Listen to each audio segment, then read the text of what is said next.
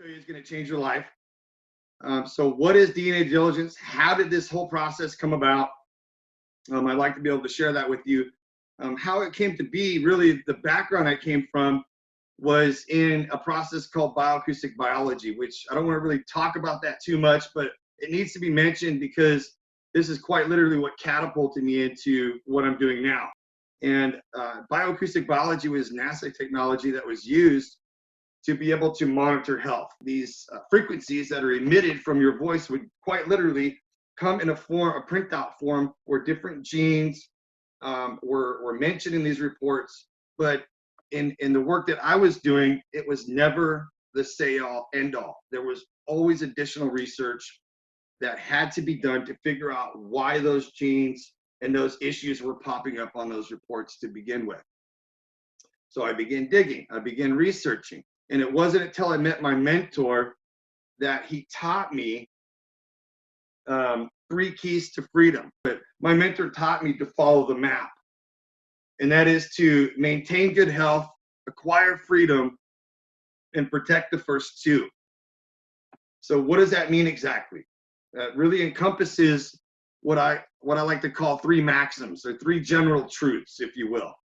That those that don't know are at the mercy of liars. And before you can learn, you must unlearn or reprogram yourself so that you can acquire that new knowledge without dumping it on top of something that you maybe have a preconceived notion of. Okay. And so knowledge isn't power. It's knowledge combined with the right action creates the desired outcome. Okay. So these are literally the 3 keys to freedom.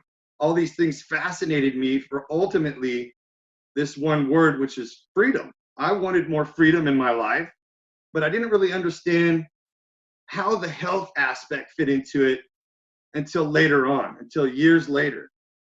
And so that I began to apply the skills that I had learned researching complex legal documents and started applying those skills at picking apart complex medical journals. Okay, so the 3 keys are, number 1 is your health. Your body's your spiritual temple, and it's currently the only place where you truly reside. So I would like to implore you to become a fanatic about your health, because realistically, you don't own squat.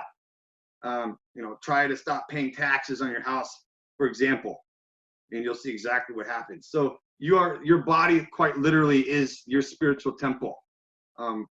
We're basically commanded to take care of it. And so this process of DNA diligence will allow you to do that unencumbered from any outside influence. Number 2, the law of necessity, gathering resources. This is basically survival, is the law of necessity. You got to have a roof over your head, food on the table, clothes on your back. It's as ancient as the fire, so to speak, as the caveman.